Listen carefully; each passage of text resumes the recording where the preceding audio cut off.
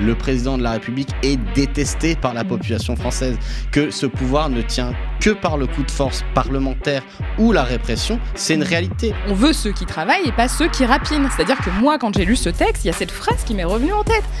Voilà ce que la gauche aujourd'hui est en train de faire. Qui, entre autres, prévoit justement, et on l'a dit, cette régularisation de travailleurs sans papier dans les métiers en tension. Combien, comment, on ne sait pas vraiment comment ils vont se débrouiller pour pouvoir nous faire ça. On ne veut pas effrayer le vote de la droite, en fait, et le vote raciste. Je disais, est-ce que ça marche ? Oui, c'était un piège. Il y en a certains qui ont sauté à 2 pieds dedans. Moi, j'ai le sentiment que cette tribune, elle est un peu faite pour flinguer Darmanin et sur ses ambitions politiques. Notamment son ambition de réunir la gauche, le lapsus horrible. On l'a découvert ici parce que le média est sur tous les fronts. Ils vont y aller, ils s'en foutent en fait, on l'a bien vu, ils en ont rien à foutre. Tout ce qu'ils veulent, c'est marquer l'histoire de leur passage incroyable en politique. Bien sûr qu'ils vont convoquer le 49.3. Pour ne rater aucune de nos vidéos, n'oubliez pas de vous abonner et d'activer la cloche. Un appel uni et unique pour les travailleurs sans papier. C'est le titre d'une tribune aux allures inédites publiée ce lundi dans Libération. Alors pourquoi inédite ?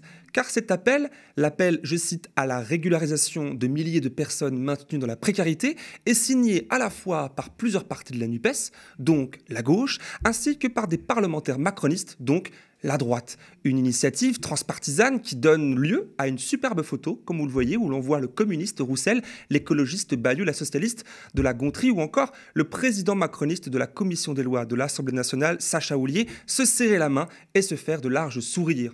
À leur côté, 31 autres députés et sénateurs issus de 6 groupes, PS, Europe Écologie Les Verts, le Parti communiste français, le groupe Lyot et pour le camp macroniste Renaissance, ex-LREM et le MoDem. Notons ici l'absence d'horizon ou encore des insoumis, nous en reparlerons plus tard.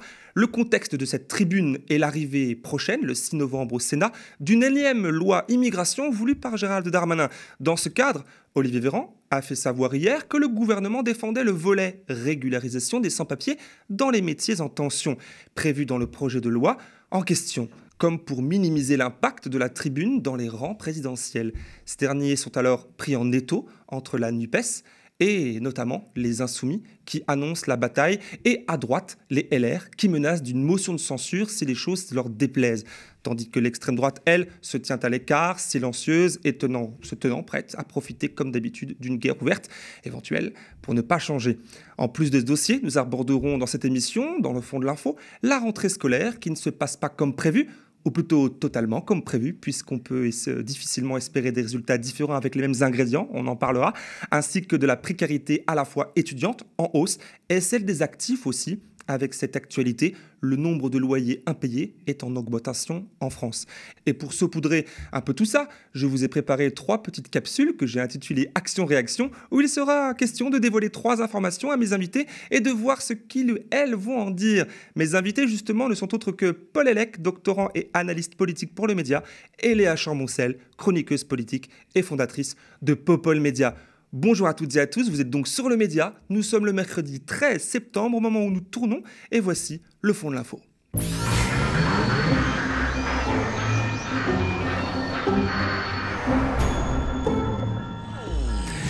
Eh bien bonjour tous les deux. Bonjour. Comment ça va Léa, comment ça va Paul ? Pas mal. Très heureux de vous retrouver ici. Très très bien. Alors peut-être que dans quelques instants, on sera un peu moins en pleine forme juste après. Mais alors, mettons directement les pieds dans le plat, puisque je viens de dresser un peu ce plat en introduction. Vous étiez très attentifs en coulisses. Cette tribune parue lundi dans Libération ne cesse de faire causer sur Twitter, sur Internet, dans les couloirs de l'Assemblée, etc. Et notamment parce qu'elle est co-signée par des élus issus de la NUPES et des rangs macronistes. Alors avant d'aller dans le détail, on va en parler longuement dans la première partie de l'émission, n'est-il pas quand même réjouissant, un minimum, de voir cette initiative transpartisane sur la question des droits des personnes, des travailleurs sans papier? Non. Moi, la réponse pour moi est non, parce que je ne vois pas, l'intérêt d'une partie des organisations de gauche de devenir la caution du faux en même temps macroniste. Parce qu'il avait dit dès le début, il avait dit on va être dans l'humanité et la fermeté. Donc là ils proposent avec leur signature en fait de d'assurer le volet humanité, alors que si on regarde vraiment ce qu'il y a dans le projet de loi, en tout cas toutes les annonces qu'il y a eu, les différentes présentations en chambre et comment le texte a été conçu, il n'y a pas d'humanité. Il y a de la fermeté, il y a du recul de droit, il y a des logiques terrifiantes, notamment la logique utilitariste de l'immigration qui va s'imposer, puisque c'est ça qu'ils veulent discuter en fait dans cette tribune, qui est en gros l'article 3, qui est prévu du projet de loi. Et donc non, devenir la caution de la vision de l'adversaire politique me semble pas un choix intéressant pour la gauche. Pour certains, c'est peu étonnant. Être la caution de la droite, c'est un sport national pour Fabien Roussel. Pour les autres, on peut se demander quelle est la logique derrière. Je pense surtout aux écolos en attendant, puisque le PS a eu des projets de loi sur l'immigration pendant ces différentes périodes au pouvoir qui ont été absolument dégueulasses, pour utiliser les termes. Donc, voilà, très déçu. Léa, très déçue aussi, toi ? Oui, profondément déçue. Surprise, pas vraiment. Et je suis d'accord avec ce que tu viens de dire, dans le sens où finalement, on pouvait s'y attendre, en quelque sorte. Finalement, il y a une espèce de musique de fond qui est là depuis un certain temps. Tournait, c'est vrai. Oui, voilà, sur ce qui consiste à déshumaniser en fait la question migratoire en France, avec la perspective des politiques publiques qui font des personnes qui souhaitent venir en France une variable d'ajustement économique dans un monde capitaliste. En fait, ce n'est ni plus ni moins que ça. Et aujourd'hui, cette partie de la gauche qui a décidé de co-signer cette tribune avec des membres du gouvernement, pardon, pas des membres du gouvernement, mais de la majorité en l'occurrence, qui représentent par ailleurs, qui sont des poids lourds de la Macronie, il faut le rappeler. Ils ont beau soi-disant représenter la jambe gauche de la Macronie, ça reste des poids lourds de la Macronie. Moi, j'ai encore du mal à comprendre comment on peut mettre le mot humanité derrière cette tribune, dans le sens où on se retrouve vraiment dans une logique déshumanisante en fait de la question migratoire. C'est excessivement grave pour moi. Et je vais mettre les pieds dans le plat. En réalité, quand tu lis cette tribune, moi, du coup, je l'ai lu aussi vraiment dans son intégralité, pour chercher déjà s'il y avait une approche genrée sur la question migratoire, parce que ça, c'est aussi un vrai sujet qu'on a tendance à oublier. Il y en a une, mais alors, ils veulent bien régulariser les femmes qui veulent travailler. Et voilà, favoriser le travail des femmes, des personnes etc. Voilà, donc à chaque fois, c'est vous voulez travailler, on est bien d'accord pour vous aider, comme s'il y avait un bon et un mauvais migrant en quelque sorte, c'est-à-dire que vous êtes bon si vous voulez venir ici et travailler. Et ça, moi, j'en ai marre en fait, d'entendre cette rhétorique-là, et elle n'est ni plus ni moins plus choquante que ce qu'a dit Darmanin lorsqu'il a présenté le projet de loi à l'Assemblée nationale cet hiver. On veut ceux qui travaillent et pas ceux qui rapinent. C'est-à-dire que moi, quand j'ai lu ce texte, il y a cette phrase qui m'est revenue en tête. Voilà ce que la gauche aujourd'hui est en train de faire. Cette gauche qui est représentée par le PCF, par certains membres de la NUPES, des socialistes, des membres de chez les écolos, etc. C'est profondément choquant et inadmissible. Mais comment vous l'expliquez, vous, la présence de Roussel, de Bayou, enfin des gens quand même qui font partie de la NUPES, justement de cette gauche que nous défendons quand même, enfin en partie ? Oui, je peux. Entre personnes de gauche. C'est une gauche qui est une gauche qui ne veut pas faire peur, en fait, qui donne le sentiment de dire non, mais attendez, on va faire un peu plaisir à tout le monde. C'est-à-dire qu'on n'assume pas tout à fait le fait d'être de gauche. On n'assume pas nos soi-disant valeurs humanistes de gauche, absolument pas. Et on ne veut pas effrayer le vote de la droite, en fait, et le vote raciste. Parce qu'en fait, c'est ça la réalité. C'est qu'on est face à une politique, aujourd'hui en France, qui est une politique raciste. Le racisme est institutionnalisé et le racisme est absolument admis. Je veux dire, quand on a Bruno Retailleau, qui est quand même le président du groupe principal au Sénat, qui dit « Oh, les belles heures de la colonisation », mais franchement, c'est ahurissant. Je veux dire, ce mec est censé représenter une des instances les plus importantes dans notre politique. Il devrait être condamné pour des propos comme ça. Non, au contraire, il est applaudi. On a l'impression que la gauche a peur, en fait, d'assumer une politique de gauche.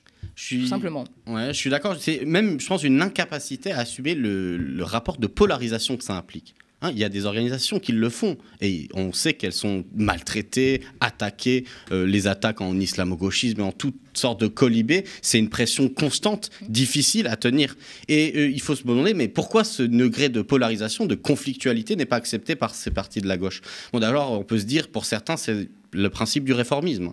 C'est une tradition d'adaptation, de logique de négociation des marges du sujet de la part, je pense, des socialistes et des écolos, par exemple. Et puis, pour Fabien Roussel et les communistes, je pense que c'est plutôt le nouvel embranchement, la nouvelle direction que propose Fabien Roussel au Parti communiste, qui est finalement l'idée, assez méprisante, d'abord pour les classes populaires, qu'elles auraient un fond un peu réac et qu'il faudrait un peu flatter certains bas instincts pour pouvoir les reconquérir.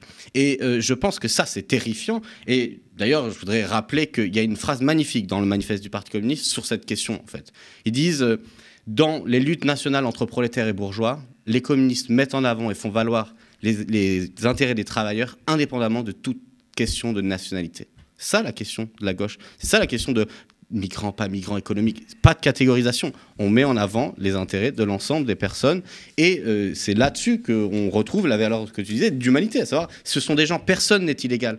L'illégalité, parce que c'est ça le projet de loi, c'est une fabrique de l'illégalité en masse. Et personne n'est illégal. L'illégalité des personnes est construite. Elle est construite par des politiques publiques, elle est construite par des catégorisations qui sont créées par ce genre de dispositif, et on sait que c'est la 20e loi en 40 ans sur l'immigration. Oui, voilà, on l'a construit sans cesse, quoi. Mais au-delà de l'illégalité, je trouve ça assez intéressant. En fait, aujourd'hui, on se pose même la question de la légitimité, parce qu'en fait, c'est là-dessus que ça repose. On veut rendre, en quelque sorte, ce qu'ils considèrent, eux, comme étant illégitime, à savoir les gens qui ne veulent vraisemblablement, selon leur dire, pas travailler, comme étant illégaux, en fait. Donc, on considère qu'il y a, encore une fois, il y a des gens qui sont légitimes et d'autres qui ne le sont pas. Et qui décident de ça? Ce sont les dominants. N'empêche que ça peut être une stratégie qu'on pourra aborder en fin de ce sujet-là. La stratégie de la gauche, on voit que Ruffin, par exemple, aussi est plutôt pour une gauche plus calme, plus mesurée. On voit avec la dernière sortie étude de Doxa où que les Français sont de plus en plus nombreux à trouver l'extrême droite, tout en la définissant comme extrême droite, respectable, là où elle parle peu, elle parle moins, là où la gauche mélanchoniste, ou tout du moins NUPES, mais de gauche, je dirais, en faisant du bruit, en essayant d'être de gauche, comme tu le disais à l'instant, sans avoir honte, recule, etc. Alors peut-être on en parlera tout à l'heure, je ne lance pas là-dessus, on va essayer d'avancer un peu, puisque il y a quand même une question qui est au centre de ce sujet-là, au-delà même de tout ce schmilblick politicien qui a son importance, c'est le sujet des travailleurs sans papier et des travailleuses sans papier. Et est-ce qu'au moins cette tribune-là nous permet, a au moins le mérite du fait qu'on puisse en parler dans les médias? Moi, je pense pas, parce qu'en fait, le problème, c'est que on laisse sous-entendre qu'il y a un problème d'immigration en France, en disant des choses comme ça, en fait. Il n'y a pas de problème d'immigration en France, qu'on soit clair. Il y a un problème de racisme, comme je le disais tout à l'heure, qui est institutionnalisé et structurel, et il y a un problème de pauvreté. Voilà. 10 millions de pauvres plus maintenant.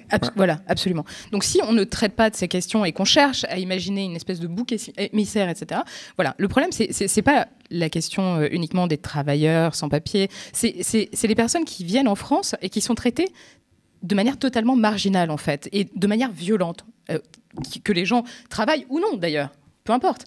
Je pense que la question, c'est de savoir qu'est-ce qu'on fait pour accueillir des gens qui souhaitent venir sur notre territoire pour des raisons qui sont parfaitement légitimes. Et même si les raisons sont illégitimes dans l'absolu. Je veux dire, on est dans un monde où les frontières ne devraient plus exister avec le dérèglement climatique qu'on subit et qu'on vit. Elles vont exister de plus en plus, justement, dans ce cadre. Elles vont exister parce qu'on va chercher à les renforcer, mais c'est une erreur. C'est une erreur parce que finalement, nous, demain, peut-être qu'on va être obligés de se déplacer. Et on sera bien dans la merde, je pense, parce que finalement, tout ce qu'on est en train de faire aujourd'hui, on en paiera les conséquences. Et on commence déjà en payer les conséquences, en précarisant des gens qui arrivent dans des situations qui sont absolument dramatiques, qui finalement essaient de fuir des situations absolument dramatiques et qui se retrouvent dans un pays qui, soi-disant, est la 7e puissance mondiale et qui les traite comme des torchons, vraiment, mais c'est ahurissant, quoi. Enfin, quand je parle de déshumanisation, il faut le dire, je pense qu'il faut le répéter.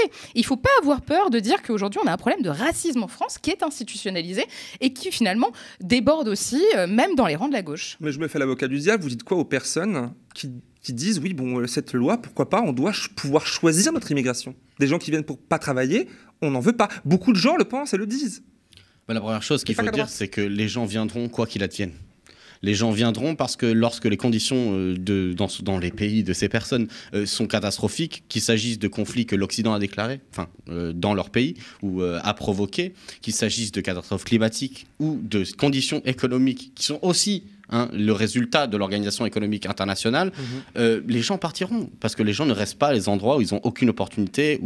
Et puis les gens ne viennent pas pour ne pas travailler, en fait.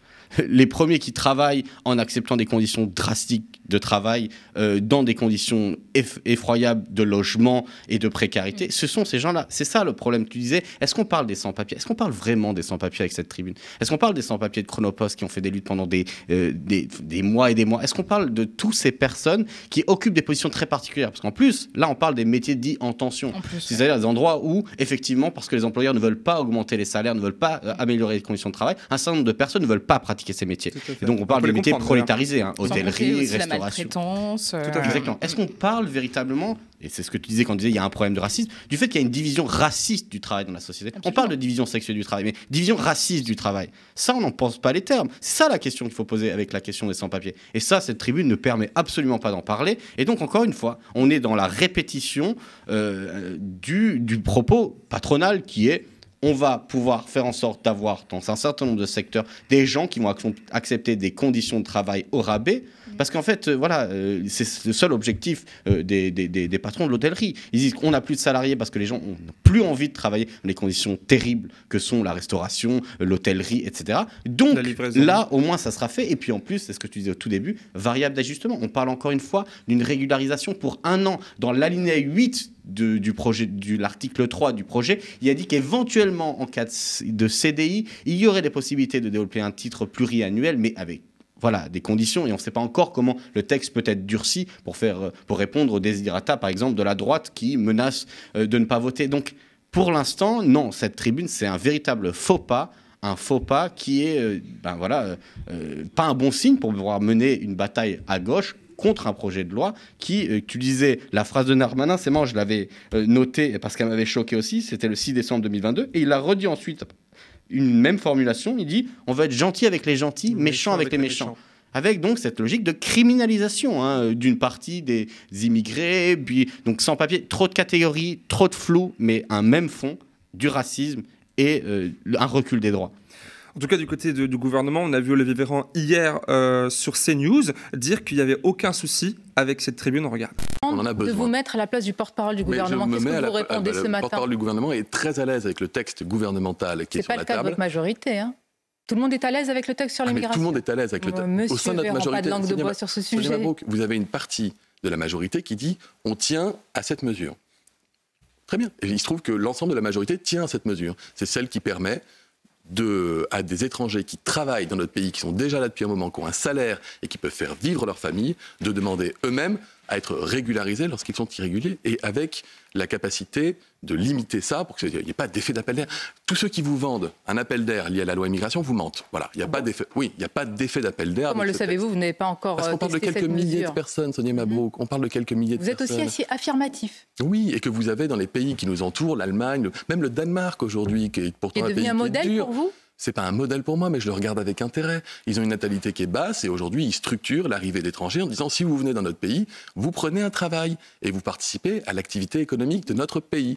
C'est la philosophie qui est la nôtre. Du coup, pas de problème, une réaction peut-être? Ouais, déjà, c'est une des premières fois que je regarde CNews et il fallait que j'arrive sur le plateau du Média pour que je regarde CNews, donc pas bravo. Oui, c'est son choix. Une réaction. Alors moi, ce qui me fait marrer, c'est que j'ai le sentiment qu'il y a un peu un coup monté. Alors, je suis vraiment complètement complotiste de la politique. Je l'assume, et j'imagine des complots de partout, mais ceci dit, la politique, il y a un peu de ça. Moi, j'ai le sentiment que cette tribune, elle est un peu faite pour flinguer Darmanin et sur ses ambitions politiques. Notamment son ambition de réunir la gauche, le lapsus horrible. Peut-être que ça arrivera un jour. On se donne quelques années, et finalement, ce sera peut-être le chef de la gauche en France. Macron a réuni la gauche quelque part en même temps. Voilà, t'as pas tout à fait tort. Après tout, non, pardon, lapsus révélateur. La droite, s'il en est, tenter de réunir la droite, il y avait un peu ça qui tournait à la rentrée cet été. Ouais. Moi, ce que j'imagine, c'est un Sacha Houlié, qui est quand même membre de la majorité, plus très proche de Macron, mais qui l'a été à un moment donné, qui est à la manœuvre de cette tribune. C'est quand même lui qui a organisé il a coordonné les signatures, etc. Il est allé chercher les gens qui finalement pourraient se retrouver à l'Assemblée nationale avec cette mesure qui ne pourra pas être écartée du projet de loi, étant donné qu'il y a cette tribune, que la gauche est prête à les suivre, la partie de la Macronique est contente, machin. Et que finalement, on se retrouve avec les LR, parce que ça aussi, c'est une petite musique de fond qui est en train de venir, qui dépose une motion de censure. Oui, c'est une menace. Ça, c'est une menace. Et ça, c'est assez intéressant, parce que finalement, Macron, il aurait réussi son coup. On se retrouverait avec un Gérald Darmanin qui porte le texte de sa vie et de sa carrière politique, qui se retrouverait coincé et avec un groupe parlementaire qu'il est censé réunir, qui déposerait une motion de censure contre le gouvernement. Ce serait intéressant. On va pouvoir voir. Affaire à suivre. En tout cas, le contexte, comme je disais en introduction, c'est cette fameuse PJL, c'est une proposition de loi du gouvernement, loi immigration, c'est énième, on l'a dit tout à l'heure rapidement, il y en a quasiment une par an depuis que Darmanin est là depuis 2017. Même avant avec les SOS. Et il y en a eu beaucoup avant, évidemment. Alors, qui, entre autres, prévoit justement, et on l'a dit, cette régularisation de travailleurs sans papier dans les métiers en tension. Combien, comment, on ne sait pas vraiment comment ils vont se débrouiller pour pouvoir nous faire ça. Je vous propose d'écouter justement Sacha Houlier, t'en parles à l'instant, député Renaissance et signataire de la tribune. Combien de régularisations prévoyez-vous ? J'aimerais bien vous dire, alors, je ne sais pas si c'est quelques milliers, quelques dizaines de milliers. Vous savez pas ? Non, je ne sais pas, j'ai pas les chiffres de la Direction Vous comprenez Générale. que les Français, vous militez depuis des années pour cette loi qui prévoit des régularisations. On vous demande combien, vous savez pas, c'est bizarre. Je vais quand même vous donner des chiffres. D'abord, c'est très différent. Enfin, les chiffres qui ne sont pas ceux de France et qui sont bien différents. En Allemagne, ils vont faire des nationalisations pour quelques 800 000 personnes. Naturalisation. Des naturalisations, vous avez raison, c'est beaucoup mieux disant que nous. Ensuite, en Wallonie, ils vont faire des régularisations. Et en Italie, avec la très gauchiste Giorgia Meloni, ils vont faire 400 000 régularisations. En France, on est très très loin de ça. Quelques milliers, quelques dizaines de milliers. J'aimerais bien vous donner les chiffres, mais je n'ai pas les éléments de contrôle qui me le permettent de le faire, et que c'est le gouvernement qui pourrait les avoir. Et lui-même, apparemment, ne les a pas. Alors, un peu en difficulté tout de même, mais honnête, on peut peut-être lui dire, avant de te laisser la parole, il aurait pu dire des chiffres, et finalement, il les donne pas, il les a pas. Enfin, qu'est-ce que t'en penses, toi, Paul ? Moi, je pense que le fait qu'ils ne savent même pas de combien de personnes ils parlent, c'est encore une fois la preuve qu'il s'agit d'un token pour pouvoir dire plus tard, on a été dans l'humanité. Humanité et fermeté, en même temps qu'on évoquait au début. C'est la meilleure preuve. Ils ne savent pas de quoi ils parlent. On ne sait... Comment c'est possible qu'on vienne porter une tribune en une de Libération et ne pas savoir à quoi correspond ce que l'on propose de faire? Donc c'est un, pas sérieux, et deux, c'est là, on est dans l'affichage symbolique et la communication. C'est toujours ça, la Macronie. C'est de la communication du vent, et le plus souvent, quand il s'agit d'une mesure faussement sociale ou faussement de gauche, alors là, je veux dire, dès qu'on gratte, il n'y a plus rien derrière. Même quand ils annoncent des hausses de budget, c'est des hausses déjà programmées. Enfin, c'est toujours les mêmes entourloupes. Ces gens-là n'ont aucune constance, n'ont aucune... Voilà, il n'y a pas de matière, et c'est juste une réponse, voilà, à l'ère du temps pour qu'ils ne puissent pas être attaqués, en fait, frontalement. Oui, il y a une chose quand même qui me perturbe, mais qui est assez en lien avec ce que tu viens de dire. Ces espèces de pirouettes de communication politique dont le gouvernement est quand même assez coutumier, disons. Parce que là, en mettant finalement le focus sur la question de la régularisation des travailleurs sans papier dans les métiers en tension, etc., on oublie tout le volet absolument abject du texte.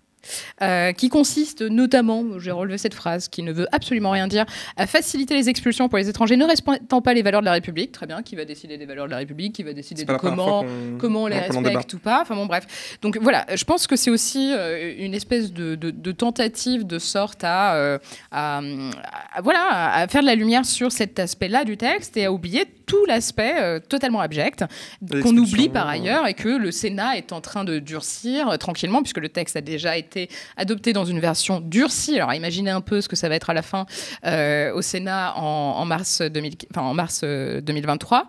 Donc voilà, on va vraisemblablement s'orienter vers quelque chose d'encore pire que ce qu'on pouvait imaginer, déjà que c'était l'enfer. Ouais. Et c'est sur cette base-là, on se disait tout à l'heure que justement les choses vont se construire de nouveau et avancer sur cette PJL-là. Absolument. Et justement, le volet régularisation des sans-papiers, des travailleurs sans-papiers, on insiste bien sur cette question-là, ce point-là.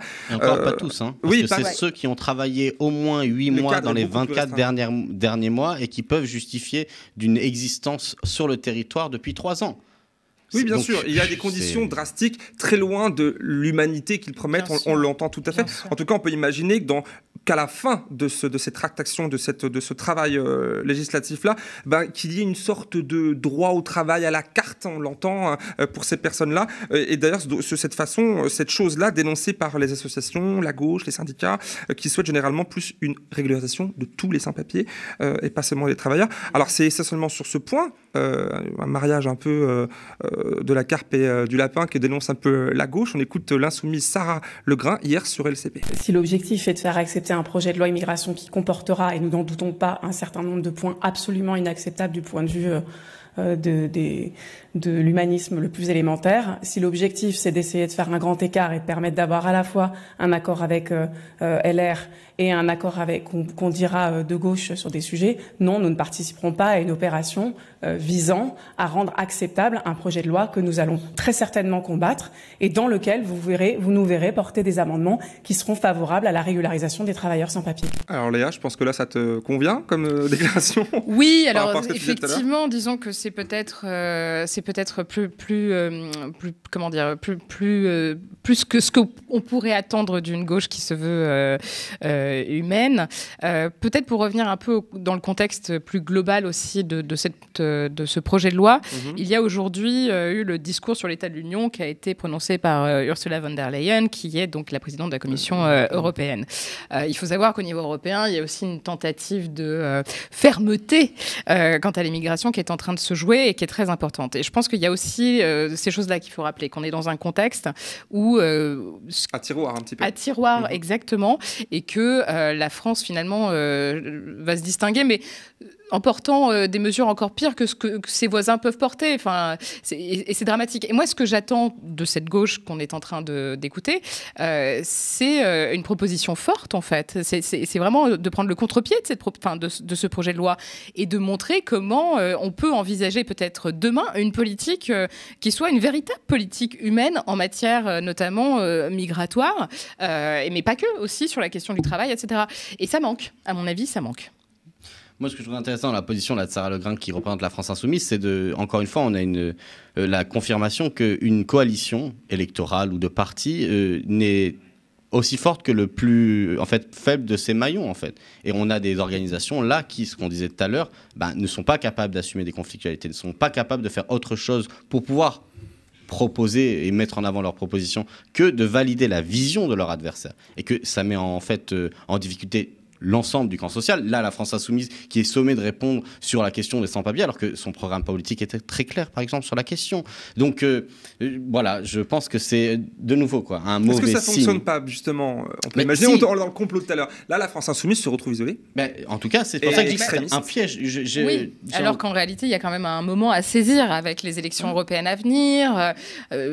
S'il y a effectivement un programme commun qui pourrait être porté par la NUPES, encore faut-il qu'il soit vraiment ambitieux sur dans ce domaine-là aussi, quoi. Et je crois avoir lu en mémoire un article dans Libération où un des députés de la France Insoumise, Andy Kerbat, et la députée Elsa Faucillon, avoir dit qu'ils ont été contactés pour les groupes de travail sur ces questions-là et qu'ils ont vu ça comme un piège. C'est le terme qu'ils utilisent et que c'est pour ça qu'ils se sont retirés. Donc on voit bien, tu disais est-ce que ça marche? Oui, c'était un piège. Il y en a certains qui ont sauté à 2 pieds dedans, quoi. C'est clair, oui, parce qu'en plus ça divise la gauche par ailleurs. En un mot, avant de passer un peu à la suite, quid de l'absence du micro-parti d'Édouard Philippe Horizon, parce qu'on comprend du coup peut-être l'absence de la France Insoumise, je pense qu'on l'a compris. Est-ce que finalement il a décidé de plus faire de vagues? Vous voyez ça comment, vous, par rapport à Macron? Je pense que s'il n'est pas présent, il ne fait pas d'erreur. Je veux dire, c'est la question ensuite post-Macron, c'est la question de quelle va être la recomposition possible de la droite. Est-ce que qui va prendre le leadership, mais en tout cas comment va se recomposer la droite? Édouard Philippe, il arrive à passer des deux côtés, quoi. Des fois, il dit retraite à 67 ans, ligne dure sur l'immigration. Des fois, c'est Darmanin qui prend le rôle. Là, il se dit, pour aller dans ton sens, à la limite, si Darmanin se plante, moi, je suis pas là et c'est pas grave parce que personne ne va croire à droite que Édouard Philippe est un doux adorateur des sans-papiers. Enfin, évidemment, c'est d'ailleurs pour ça qu'Horizon n'a pas signé cette tribune, tout simplement. Enfin, c'est quand même la droite de la droite, quoi. Il faut le rappeler. Et on comprend. Et pour finir, du coup, sur ce premier sujet, il y a la 49.3 qui plane aussi. Je le rappelle, pour faire passer la loi sans vote, ce que Macron lui-même n'écarte pas, en contradiction avec Elisabeth Borne, qui nous avait promis de ne l'utiliser plus que, et c'est déjà un problème peut-être sur les budgets. En août dernier, je rappelle, dans Le Point, je le cite, M. Macron disait « Je ne veux pas être bousculé par des majorités de fortune ou des blocages », a prévenu du coup d'entrée de jeu Emmanuel Macron à propos du vote du projet de loi immigration à l'Assemblée. Le chef d'État a confié au Figaro qu'il n'excluait pas une éventuelle utilisation du 49.3 sur ce texte dont l'examen a été repoussé, du coup maintenant on le sait à l'automne. J'utilise J'utiliserai, et on le cite encore, il dit « Ce que la Constitution me permet de faire », a-t-il donc déclaré en se disant « plus gaulliste que les gaullistes », en faisant référence là au LR, qui d'ailleurs prépare, on l'a dit tout à l'heure, vite fait, peut-être une motion de censure à quoi il répond, mais du coup, on pourra éventuellement utiliser l'appel aux amis, comme dans le jeu télévisé bien connu, qui est en fait, je cherche mon mot, le référendum populaire jusqu'à cette question-là. Alors du coup, ma question, et c'est la dernière, est-ce qu'on peut imaginer qu'en fin de parcours, il utilise le 49.3, ou au contraire, pour l'éviter, ils vont essayer de chercher à faire peut-être 2 textes, un texte sur cette question de gauche pour la gauche et les expulsions pour la droite. Comment ils vont se débrouiller, selon vous? Moi, je pense qu'ils vont y aller. Ils s'en foutent, en fait. On l'a bien vu. Ils en ont rien à foutre de saisir, de se saisir du 49.3. Ouais. On l'a bien vu. Ils l'ont fait sur la réforme de retraite. Ils s'en foutent. Ils s'en foutent de l'opinion publique. Ils s'en foutent, en fait. Tout ce qu'ils veulent, c'est marquer l'histoire de leur passage incroyable en politique. Enfin, moi, bien sûr qu'ils vont convoquer le 49.3. Ils s'en tapent. Enfin, moi, j'en suis persuadée, quoi.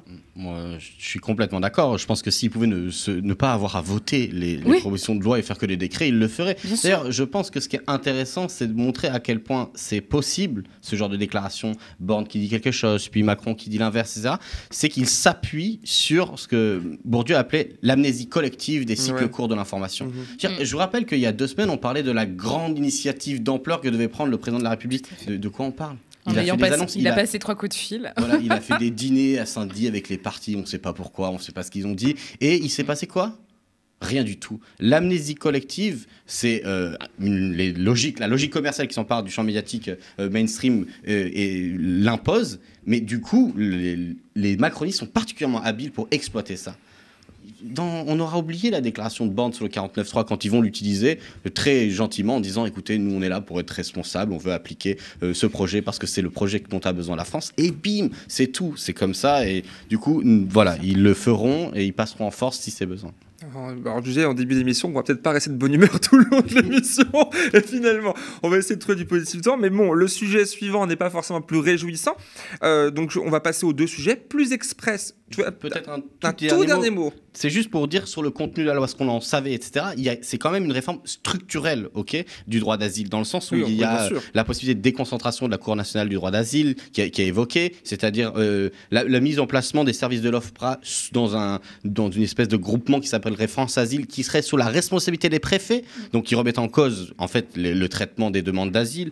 Vous avez la question du droit du travail des demandeurs d'asile, elle va être évoquée sous la forme de catégorisation par nationalité en fonction de si les nationalités de ces personnes ont des hauts taux d'acceptation ou non de l'asile. Donc on va recréer en plus des catégories et des hiérarchies. C'est une folie ce projet de loi. Je voulais juste évoquer ça parce qu'on en a dit beaucoup sur la régularisation, mais c'est un article. Le reste derrière, c'est une transformation massive qui va se conclure par le recul des droits, le mauvais traitement des dossiers. Quand on avait des jugements collégiaux, 3 personnes, 3 juges. Pas tout le temps, parce qu'il y avait déjà une diminution des affaires jugées par 3 juges. Mais quand il y avait 3 juges, il y avait une personne qui était nommée par le haut-commissaire aux réfugiés et qui était généralement compétente pour pouvoir parler de la situation de certains pays où c'est très difficile d'établir, de comprendre comment on traite un dossier. Là, on vous parle d'un seul juge avec 13 cas gérés par jour, dans des délais extrêmement restreints. Ça va être l'enfer. Donc je voulais juste l'évoquer pour dire, c'est pas que cette question de la régularisation, c'est une transformation réelle du droit d'asile et en général une fabrique immense de l'illégalité, qui répond à quoi? Au fait que même en traquant des personnes à la sortie des écoles quand ils vont chercher leurs gamins pour les expulser, ils arrivent en fait à expulser 15 000 personnes, 20 000 avec les départs volontaires chaque année, alors qu'ils prononcent en gros 100 000 à 120 000 au QTF par an. Et qu'en fait, ils veulent faire de la stat, ils veulent faire des chiffres pour pouvoir dire à l'extrême droite, vous voyez bien, on est très fort. D'ailleurs, quand tu regardes l'exposé des motifs de proposition de loi, c'est vraiment que ça en fait. C'est très vite. Projet de loi, pardon. Oui, tout à fait. En tout cas, cette loi-ci, on en a parlé il y a quelques mois, il y a quelques semaines. Nous en parlerons encore une fois aux médias. Bien évidemment, on vous tiendra au courant sur tout cela. Alors, avant de passer du coup aux 2 sujets plus express, encore une fois, on passera pas autant de temps qu'on a passé là sur les 2 prochains, mais pas moins important, la chaotique rentrée des classes, on en parlera ensemble, et la précarité étudiante, mais pas que. On va voir les précarités. Avant ça, action-réaction. Je vous expliquais tout à l'heure la règle du jeu. Eh bien, je vous envoie un petit extrait vidéo aussi à vous chez vous, et vous avez 1 minute maximum, attention, j'ai une petite minute ici, pour réagir. Première action-réaction. Et puis il y a le rôle des consommateurs. Moi je profite d'avoir ces micros et je pense de toucher l'émotion des Français devant la mort de cette jeune fille pour dire que s'il n'y avait pas de consommation, il y a moins de 10% de Français qui fument du cannabis. Il y a moins de 5% de gens qui consomment de la cocaïne ou des drogues de synthèse. Et bien si ces gens arrêtaient de consommer la drogue, arrêtaient de fumer des joints, arrêtaient de prendre des rails de coke, ça peut paraître festif comme ça, mais vous faites naître ce genre de règlement de compte, vous faites naître d'exploitation des personnes, d'exploitation des mineurs, des assassinats, le financement du terrorisme, le financement de la prostitution. Et il y a un lien évident pour chaque citoyen entre consommation d'une matière illicite, la drogue, et trafic, et malheureusement règlement de compte. Léa? Bah écoute, il a trouvé la solution, quoi. Bravo Darmanin, bien sûr. Il suffit d'arrêter de consommer de la drogue pour qu'il n'y ait plus de problème. Pas de drogue, pas de trafic. C'est ce qu'avait dit aussi la secrétaire d'État au logement, ou non, à la ville, pardon. Oui, non, mais c'est vrai, la nouvelle. C'est aberrant, et en plus, c'est malhonnête, parce que j'ose espérer qu'il connaît quand même la problématique un peu mieux. Il est ministre de l'Intérieur, je veux dire. Enfin, c'est quand même beaucoup plus compliqué que juste dire arrêtez de consommer de la drogue, et puis tout ira bien. Et en plus, on s'enferme dans une espèce d'hypocrisie totale, parce qu'aujourd'hui, on a quand même le gouvernement qui a stoppé 2 campagnes contre l'alcool et l'alcoolisme et les ravages de l'alcool sur la santé publique, alors qu'il continue finalement à promouvoir l'alcool, etc. Donc c'est 2 poids 2 mesures. C'est stigmatiser encore les consommateurs, les consommatrices, alors qu'on est le premier pays consommateur de cannabis en Europe. Donc ça aussi, il faut quand même l'admettre, l'accepter. Moi, je suis pour la légalisation, hein, ça, il n'y a pas de souci. Je dis pas que ça va régler tous les problèmes, mais je pense qu'en tout cas, si on avait un gouvernement qui est en capacité de au moins entrevoir cette possibilité, on n'en serait pas là, quoi. Une minute pour toi aussi. Un homme qui est en échec sur ce sujet, qui veut paraître dur, met la responsabilité sur des personnes. C'est lamentable, d'autant que si je voulais être taquin, lorsqu'il dit il faut arrêter de prendre des rails de coke, il doit assumer ses propos et savoir qu'il rend responsable un certain nombre de députés de la majorité. Enfin voilà, moi je sais, on connaît les milieux qui utilisent par exemple la cocaïne comme drogue, et je peux vous dire qu'à l'Assemblée nationale, ce n'est pas un lieu qui est drug-free, genre pour être taquin. Mais voilà, c'est plus cette espèce d'attitude systématique à renvoyer les problèmes vers les personnes, alors qu'encore une fois, tu le disais, premier consommateur, qui pose la question de pourquoi il y a une surconsommation en France de cannabis, par exemple? Personne. Toutes les expériences de lutte contre la drogue qui ont été des expériences répressives, je pense aux États-Unis qui ont investi massivement, ont été des échecs. Mais tous les pays qui ont connu des réductions réelles et massives des consommations de stupéfiants sont les pays qui ont eu des options de prévention, dépénalisation, encadrement et des fois légalisation. C'est tout. On pense à la Suisse, par exemple, un pays qui est proche de nous, qui a fait ce choix, et effectivement, ça a fonctionné. Portugal, Espagne. Il y en a beaucoup d'autres, évidemment. Alors, passons au sujet numéro 2, la rentrée. On vous en a parlé à plusieurs reprises ici aux médias. Elle ne se passe pas forcément bien pour tout le monde, malgré les promesses du gouvernement. Souvenez-vous. Garantir que tous les élèves auront un professeur. Oui. Le ministère de l'Éducation nationale fera ce qu'il faut pour qu'il y ait des professeurs devant chaque classe. Sera-t-il, Gabriel Attal, comme vous l'avez promis, un prof devant chaque élève? Oui, il y aura un enseignant devant chaque élève. Vous pouvez leur assurer que leurs élèves auront tous un professeur en classe à la rentrée. C'est le travail qui est fait depuis des mois, évidemment, pour préparer cette rentrée, s'assurer à la fois qu'il y a un professeur devant tous les élèves. Devant chaque classe, les professeurs qui sont attendus par les élèves. Que chaque élève Ce sera le cas aussi, c'est évidemment notre objectif. Oui, la promesse sera tenue parce que c'est un devoir républicain. Alors, le nouveau ministre de l'Éducation nationale, Gabriel Attal, sous peut-être les conseils avisés d'un certain cabinet de conseil, on ne sait pas, a réussi, il y a beaucoup de complotisme ce soir ici, a réussi à imposer un autre sujet. La Baïa, on n'en parlera pas, mais l'arbre a peut-être du mal à voiler la forêt, justement, des problèmes qui rongent l'éducation nationale. Une diversion dénoncée par la gauche, mais aussi par la CGT, vous l'avez peut-être entendu sur France Inter, Sophie Binet, ainsi qu'une semaine plus tard, en fait, à peine après la rentrée, par exemple ici à Paris, on a vu une centaine d'enseignants et enseignantes qui ont dû changer de classe, se faire réaffecter même dans d'autres établissements, et qu'il y a aussi un manque de moyens un peu partout, tu vas nous en parler dans quelques instants, et aussi un chiffre. Il y a au moins un enseignant ou une enseignante qui manque dans 50% des écoles. Toi, Paul, toi qui es doctorant, qui est plus que moi et Léa dans, je dirais, l'expérience physique de la rentrée, pour le coup, toi, universitaire, qu'est-ce que tu peux nous en dire ?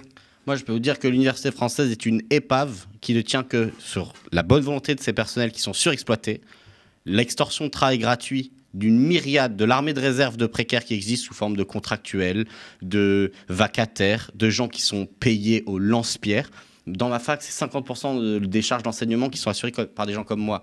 Moi, encore, j'ai un contrat doctoral dans mon université. J'ai un paiement par mois. Et en fait, ce qui se passe, c'est que les conditions sont mais terribles. Et plutôt que faire des grands discours, je peux vous dire, ma rentrée hier, j'ai un cours sur les classes sociales. C'est intéressant. J'arrive, le service de reprographie, c'est-à-dire qui nous permet d'imprimer les brochures, les textes, le matériel à donner aux étudiants, est en pénurie de papier le premier jour de la rentrée pour cause de changement de prestataire. Parce qu'il faut passer par certains prestataires. Donc on arrive dans une situation où j'ai rien à distribuer à mes étudiants. J'avais prévu le coup, je leur faisais pas confiance, je leur ai envoyé par mail. Sauf qu'il y a des étudiants qui n'ont pas d'ordinateur. Moi j'ai des étudiants des classes populaires dans ma fac. Il y en a, c'est les premiers dans leur famille à aller à l'université. Okay, donc ils ont suivi sur leur portable parce que pourquoi ? J'arrive dans la salle, je me dis je vais au moins projeter au tableau, mais le rétroprojecteur ne marche pas. On est le jour de la rentrée. Et ça, c'est le premier jour. Et si vous ajoutez derrière le nombre de gens qui travaillent, et donc ils ne peuvent pas venir à tous les cours, ils sont fliqués maintenant sur les absences. Quand vous êtes boursier et que vous avez trop d'absences, on vous retire vos bourses. Et on va évoquer les précarités étudiantes. Mais je veux dire, les conditions de travail sont horribles. Et même les problèmes de recrutement. Nous, on a des services qui dysfonctionnent en permanence. Et pourquoi ? Parce qu'en fait, il y a des gens, on est sous-dotés, il y a 3 postes pour 5 ouverts. Et en fait, les gens qui sont recrutés, ils arrivent, on leur dit vous êtes payé 1 500 € et vous allez faire le taf de 2 personnes parce qu'il faut compenser l'absence des autres. Donc du coup, les types, ils restent 4 mois, 5 mois, 6 mois et ils se cassent. Donc on est dans une situation où on ne tient que par la bonne volonté et la surexploitation des gens. Et nous, on est comme tout le monde, on a nos étudiants, on les aime bien, on a envie qu'ils réussissent. Donc on fait des heures sup, on fait des heures non payées. Moi, on m'a proposé de faire des travails non payés. On m'a dit, tu as le droit de faire 64 heures sur ton contrat. Eh ben, est-ce que tu peux faire 66 ? J'aurais dit non. Ils m'ont dit, OK, on te donne que 54 heures. Alors j'aurais dit, bah non, c'est pas possible parce que moi, ça me fait 10 heures en moins, je vais perdre de l'argent. Donc finalement, j'ai réussi à avoir 62. Mais je négocie parce que j'ai refusé de faire gratuitement 2 heures. C'est pas possible. Et les premières victimes, c'est les étudiants. Je parle même pas des salles de cours où il fait froid, où il n'y a pas de chauffage, où il pleut. Enfin, c'est terrifiant et honteux. Et juste avant de t'entendre, toi, on a l'impression qu'il nous parle d'un autre service public, l'hôpital public. On pourrait dire la même chose. On a l'impression qu'on le traite, ce sujet, très souvent ici. Ouais. 2 mots, 2 minutes sur ta lecture que tu fais de cette rentrée, Léa. Juste pour compléter ce que disait Paul, parce que finalement, tout a été dit. Et je pense que ce que tu racontais à l'égard de l'université est valable aussi dans l'éducation nationale, au-delà de l'enseignement supérieur. Il y a aussi la partie des pôles médico-sociaux, en fait, qui sont en souffrance et laissés à l'abandon de la part du gouvernement. Il y a beaucoup de postes dans les collèges, dans les lycées qui ne sont pas pourvus.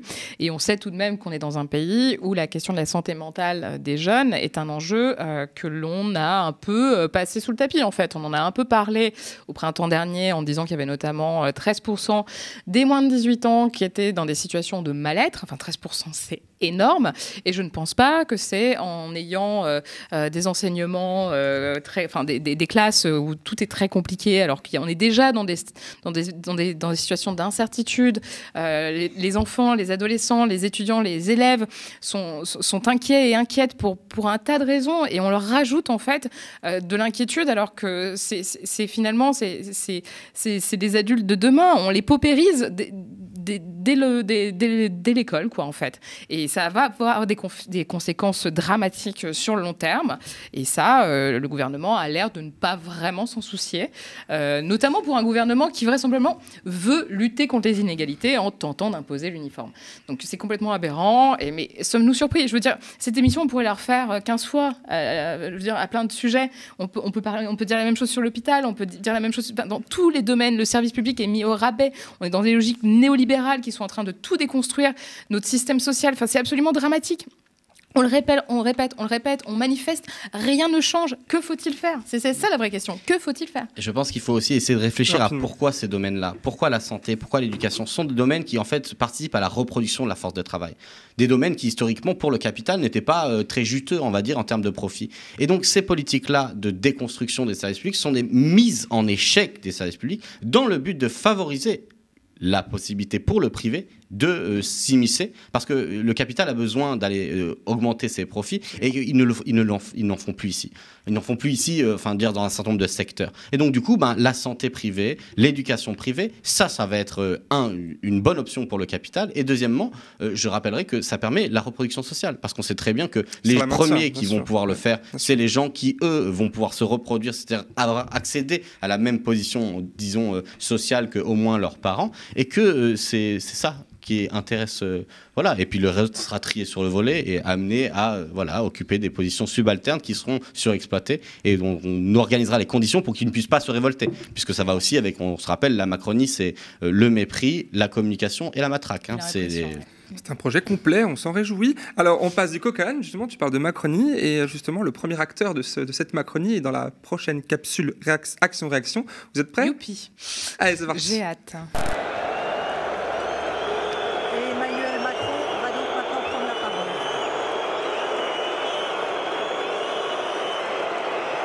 Amis du rugby,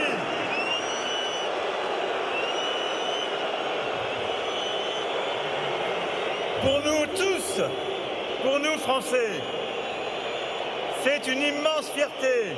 Moi, je pense qu'il ne faut pas en tirer d'enseignement politique. Certains voulaient le relier ici aux retraites, ici au 49.3. Je crois que ce n'est pas le sujet. Je crois que quand vous sifflez le président de la République, vous sifflez aussi une institution. Quand c'est aussi massif, c'est que c'est un sentiment partagé.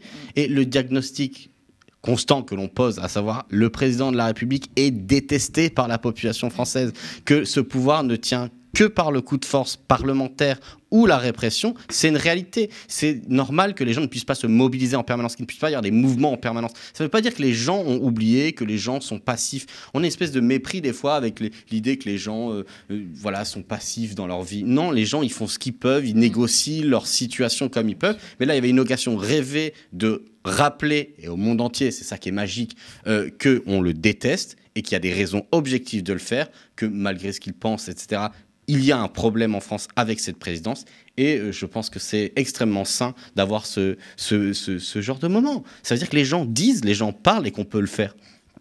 Alors là, avant peut-être que tu t'entendes sur le prochain magnéto, parce qu'en fait, il n'y a pas eu que ça, il y a eu aussi ça. Le président, il est particulièrement fier d'être sur le toit du monde pour les prochains Jeux Olympiques. En revanche, je le dis, à un moment donné, il faut aussi que nous prenions nos responsabilités. Et moi, je verrais d'un très mauvais œil le fait que, comme ça s'est passé pour la finale de la Ligue des Champions, je veux insister dessus, qu'il y ait des manifestations, des préavis de grève par des syndicats opportuns qui puissent faire le cas. Je serais favorable à des lois d'exception pour ces moments-là. Oups. Rien que le terme, loi d'exception, c'est chaud. Loi d'exception, quand même, ça fait un peu peur, quoi. Je veux dire, c'est loi d'exception pour qui, pourquoi, comment. Non. C'est très inquiétant ce qui se passe. Je rejoins ce que Paul disait tout à l'heure. Décidément, on est bien d'accord. Il est vrai que c'est la France qui siffle et c'est un moment assez magique de pouvoir avoir l'opportunité de voir ça, de rappeler aussi que les gens ne sont pas seuls. En fait, on est peut-être effectivement un peu agacés le soir chez nous en mode j'en ai marre. Mais en fait, on est nombreuses et nombreux à avoir ce sentiment de ras-le-bol. Donc c'est assez important. C'était l'occasion de l'exprimer parce que finalement les lieux pour l'exprimer effectivement sont de plus en plus résiduels compte tenu de la répression, etc. Il est inquiétant d'imaginer que on puisse avoir finalement... Ça peut se réduire encore plus, comme on l'a entendu à l'instant. Ça peut se réduire effectivement encore plus. Et moi, ce que je constate, c'est que finalement, Emmanuel Macron voulait unir les Français et les Françaises, et il le fait malgré lui, et c'est fabuleux. Et qu'est-ce qu'un fanatique ? C'est quelqu'un qui refuse qu'on puisse être en désaccord avec lui. C'est quelqu'un qui... Et dans ce cas-là, genre les macronistes sont un cas d'école. Ce sont des gens qui pensent avoir la vérité révélée, et que quand on est contre, il faut l'interdire. Voilà, c'est ça la Macronie. Depuis des années. C'est vrai que c'est pas réjouissant non plus. Alors, dernier sujet dit express, mais tout aussi crucial, et on en parlait tout à l'heure, on a un peu introduit la chose, plutôt d'ailleurs en lien avec tout ce qu'on a dit, évidemment, c'est la progression des précarités. Des précarités d'une part étudiante, on l'a vu, on l'a entendu, mais aussi des actifs. Alors faisons step by step, on commence par ça, regardez. Ce soir, ils sont 500. Bonsoir. Cette association n'en attendait que 300. Bonjour. On a fini avec 1 heure de retard par rapport à d'habitude. Je suis un peu inquiet pour la suite. On ne sait pas trop à quoi s'attendre pour la suite. Est-ce qu'on va atteindre les 600, les 650 ? Oh yeah yeah. Accueil dans la bonne humeur, mais derrière les sourires, la demande s'accroît. 54% des étudiants sont obligés de sauter des repas pour raisons financières. C'était 43% l'année dernière. Alors 54% des étudiants qui déclarent sauter un repas par jour, des files d'attente, on l'a pas vu là, mais on l'a vu toujours plus longues pour l'aide alimentaire. Qu'est-ce que ça vous inspire ? Moi, ça me révolte, en fait. Je suis profondément inquiète de voir ce qui se passe dans notre pays, entre ceux qui ne cessent de se gaver, puisque finalement, on le sait, hein, les plus riches sont de plus en plus riches, et les plus pauvres sont de plus en plus nombreux, et toutes les classes sociales, parce que je veux dire, finalement, les étudiants qui vont à l'université, on a alors oui, bien sûr qu'il y a la reproduction sociale, mais tu le disais tout à l'heure, toi, tu as des étudiants qui viennent à l'université pour la première fois. Ça veut dire qu'on est en train, en fait, ce qu'on a promis, une espèce de modèle social qui permette un accès, l'émancipation, etc. En fait, on le fracasse. Ça n'a jamais été très opérant, il faut le dire, mais ça a pu fonctionner à un moment donné pour certains et certaines. Et là, on se rend bien compte que de toute façon, c'est fini, en fait. On a tourné la page de l'opportunité, la possibilité, effectivement, de faire des choix, en fait, dans la vie. C'est-à-dire qu'aujourd'hui, les jeunes, pour ceux qui arrivent à l'université, qui ont la chance, celles et ceux qui ont la chance d'arriver à l'université, se retrouvent à devoir sauter un repas par jour. Je veux dire, à un moment donné, tu arrêtes d'aller à l'université parce que tu ne peux plus physiquement... déjà, ça crée de l'inégalité par rapport à ta capacité à te concentrer, à ta capacité à travailler, etc. Et à côté de ça, il y en a qui doivent forcément travailler. Donc, moi, par exemple, j'ai été étudiante, j'étais boursière, j'avais pas assez d'argent en étant boursière, je travaillais les week-ends, sans être déclarée, je le dis, hein, parce que j'avais pas le choix. Et c'était pas simple. Et ça avait forcément un impact sur mes résultats, et ça peut potentiellement par la suite avoir un impact aussi sur les choix que tu peux mener dans ta vie. Et ça, c'est dramatique parce qu'on est dans un pays où on n'arrête pas de promouvoir, soi-disant, les valeurs de la République, l'égalité pour tous. Franchement, c'est une blague, en fait. Effaçons le mot égalité de notre devise. Parce que... Et les autres, d'ailleurs. Hein, mais bon. Alors, tu dis que c'était pas simple quand tu étais toi étudiante. Est-ce que c'est pire aujourd'hui, Paul, éventuellement? Et puis aussi, une double question. Les images qu'on a pu voir de ces files d'attente interminables d'étudiants le soir, tard, pour avoir quelques nourritures, pas des courses entières, hein, c'est même précaire ce qu'ils arrivent à obtenir. Est-ce que ça, ces images qu'on a beaucoup ont découvert avec Brut, avec Rémi Buzine en 2021, est-ce qu'on s'habitue finalement aussi à ça?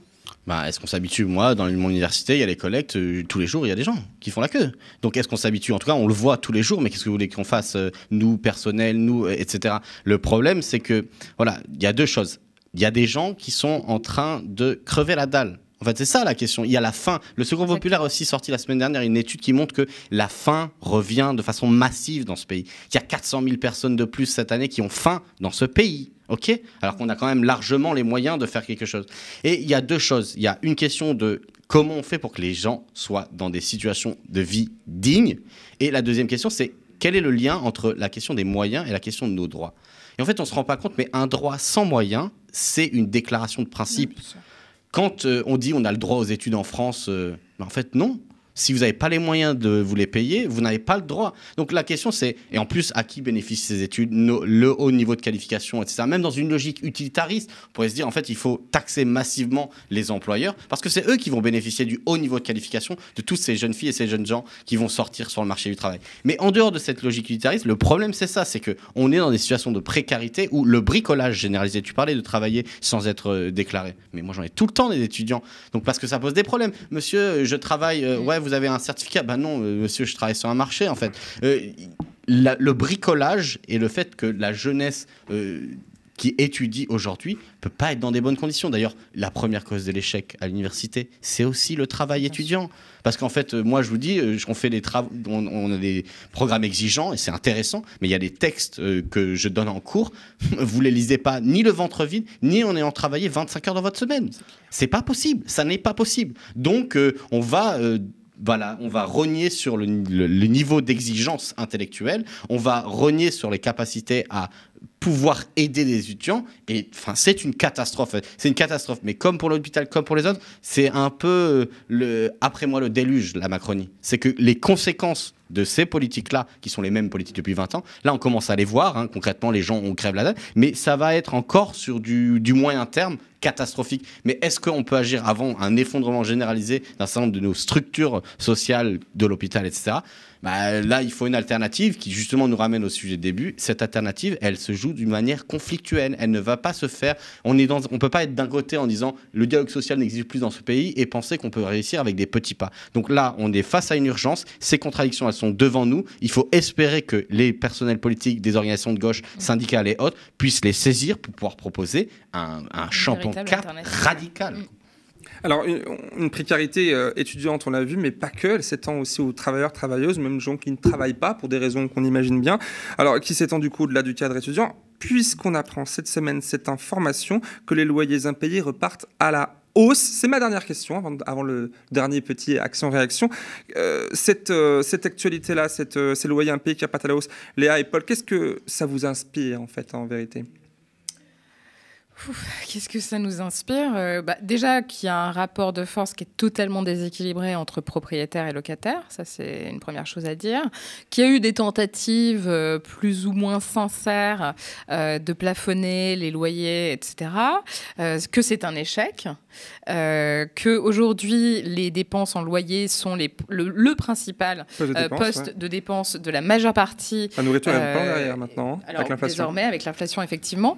Et que on a aussi un énorme problème de mal logement et de non-logement pour un grand nombre de personnes. Et que ça aussi, c'est en train d'augmenter. Et que les gens qui aujourd'hui font face à des impayés sont potentiellement des gens qui vont se retrouver demain à la rue. Je rappelle quand même, on parlait de la rentrée scolaire, etc., qu'il y a près de 2000 enfants qui sont à la rue aujourd'hui, qui ont fait leur rentrée en vivant dans la rue. Et ça, ce n'est pas acceptable. Ce n'est pas acceptable. Je ne sais pas qui il faut interpeller. Peut-être le président de la République avait promis que bientôt, dans quelques années, plus personne ne dormirait dehors. En 2017. En fait, je pense qu'à un moment donné, il va falloir aussi les mettre face à leurs responsabilités. Et ça, personne ne le fait. Même les médias sont complaisants. Je veux dire, quand on a une interview des députés, des ministres, on les laisse dérouler leur espèce de communication bien ficelée, etc., qui est mal foutue par ailleurs, à mon sens, mais ça, c'est un autre sujet. Et personne n'est là pour vraiment, en fait, challenger ce discours, qui est un discours qui cherche à imposer une réalité qui n'existe pas. Voilà. Donc, quand on a Macron qui nous dit il y aura un professeur devant chaque élève, quand son ministre de l'Éducation le rappelle, tout en sachant pertinemment que ce n'est pas le cas, et j'espère qu'il le sait, parce qu'il est ministre de l'Éducation, donc j'espère qu'il sait dans quel état est le ministère qu'il est en train de gérer, qui nous dit ça.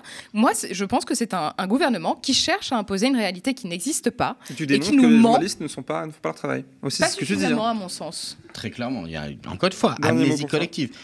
Sur ces questions, d'abord, la première, c'est une énorme violence.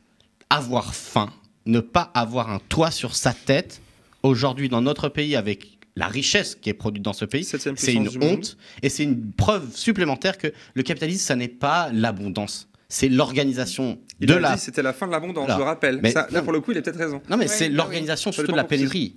C'est le fait qu'on vous plie, on vous discipline à agir d'une certaine manière, parce que si vous ne le faites pas, si vous ne vous pliez pas à des conditions de travail détestables, ce chantage à l'emploi détestable, etc., bah, vous serez à la rue, vous allez crever la dalle et on vous oubliera. Et du coup, c'est une violence sociale. Et tant que cette violence sociale-là est forte, et immense et répandue de façon massive, moi, en tout cas, personnellement, ce que ça m'inspire, c'est que je ne condamnerai aucun acte de sabotage, de violence, soi-disant, des personnes qui se révoltent contre leur situation et contre ce qui leur est fait. Deuxième chose, ça me pose une question, tu disais mécanisme d'encadrement des loyers, etc. Ça ne marchera pas avec des artifices. La question, c'est est-ce que la gauche est capable de poser une question qui est suppression de la propriété lucrative des loyers et des... Voilà, c'est ça la question. Est-ce qu'on est capable de poser ça en disant il faut supprimer la possibilité de l'exploitation d'une propriété de forme locative. Alors on va toujours nous mettre en avant le fait qu'il y a des gens qui sont petits propriétaires, qui n'ont qu'un truc. Mais en fait, regardons la réalité. La réalité, c'est qu'à la base, il y a des gens qui ont 5, 6, 7 appartements et qui utilisent ça pour être des rentiers, pour vivre d'une organisation, d'un projet d'investissement immobilier, et que ça se fait sur la misère des gens et sur le fait qu'on leur ponctionne une partie de l'argent qu'ils gagnent déjà très difficilement. Donc voilà, maintenant, on disait conflictualité, radicalité, ça veut dire porter des projets qui sonnent clairs, ok ? Ça veut dire... interdiction d'avoir plus de 2 propriétés à louer, je veux dire, interdiction de vivre uniquement de ça. C'est pas à moi de faire les propositions, mais il faut agir. La liberté, si je me fais l'avocat encore du diable, mais c'est un autre débat, un autre augmenter sujet. le parc de logements sociaux. Oui, aussi, c'est aussi quelque chose qui doit être fait normalement. Les municipalités de droite qui respectent pas la loi, ils payent l'amende parce qu'ils ont l'argent. Et voilà, et on pourra en débattre énormément. On termine l'émission, on boucle l'émission avec un dernier action réaction. C'est mon préféré. J'ai gardé pour la fin.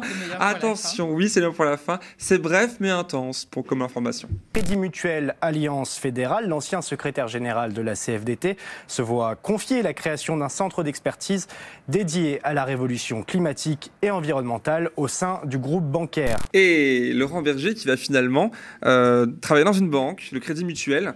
Il aurait par ailleurs refusé des propositions d'associations et de collectivités locales pour préférer le Crédit Mutuel, car c'est un groupe mutualiste, et pour faire cette révolution écologique, une réaction.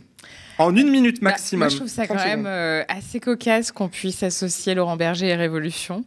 Bref, parce que quand même, c'est FDT, quoi. Que dire, il se recase sans grande surprise. Dans une banque, oui, bien sûr. Sur une espèce de think tank qui est censé faire la révolution écologique et je ne sais quoi. Écologique, c'est pas mal déjà. Franchement, je sais même pas quoi dire. Et toi, Paul? Honnêtement. Est-ce que tu te réjouis quand même que M. Berger a trouvé un travail? Oui, tant mieux pour lui. Félicitations. Non, moi je m'en réjouis pas, je m'en fous. La question, c'est pas ça. La question, c'est que le réformisme, ce qu'on disait tout à l'heure, dans une période où il n'y a pas de négociation réelle possible avec un adversaire qui est en train de se radicaliser, ça s'appelle la bourgeoisie, qui depuis 10, 15, 20 ans ne veut absolument rien négocier, impose ses conditions à la matraque ou avec des politiques extrêmement violentes. On en parlait, la faim, la peur de ne pas avoir son logement. Dans ce contexte-là, le réformisme est une insulte à l'intelligence et aux urgences de la période.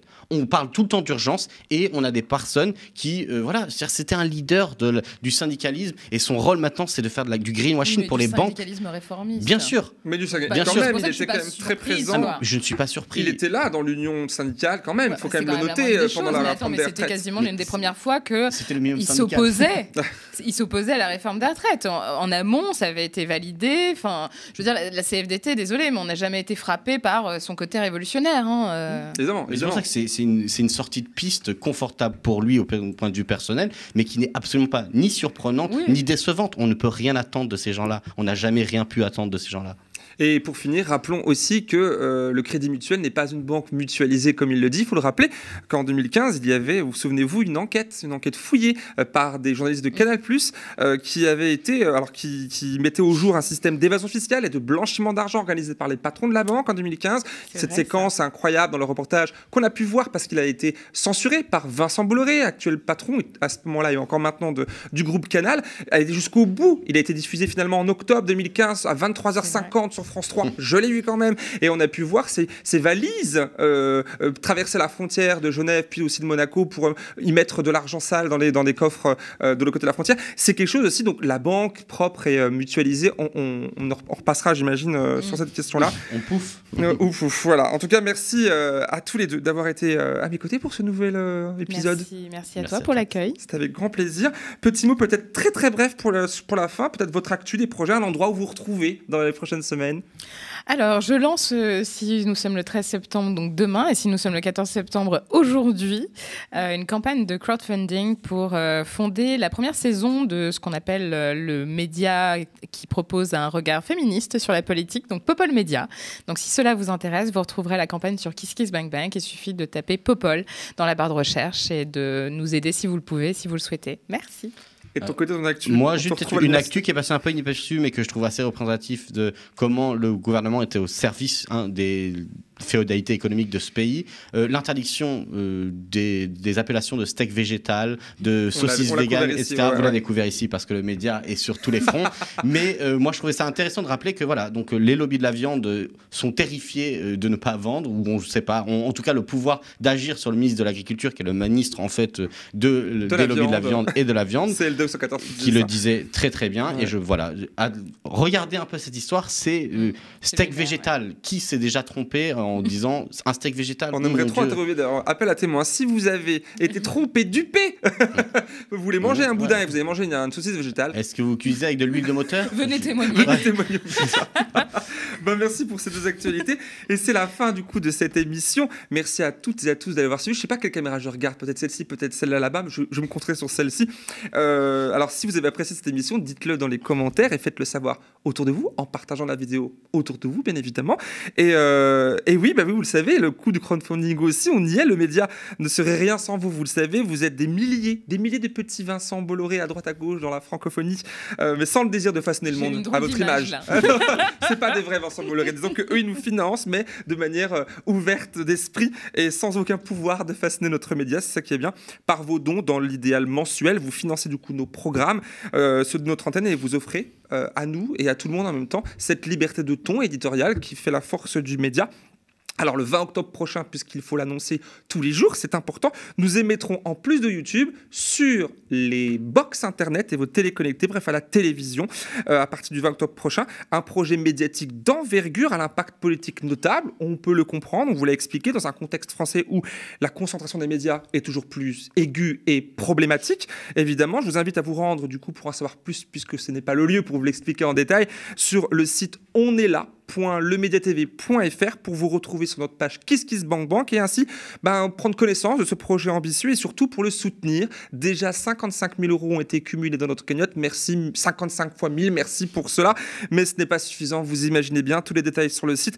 Quant à moi, je vous remercie évidemment pour votre fidélité et votre confiance et je vous donne rendez-vous très bientôt sur ce plateau et ailleurs. À bientôt.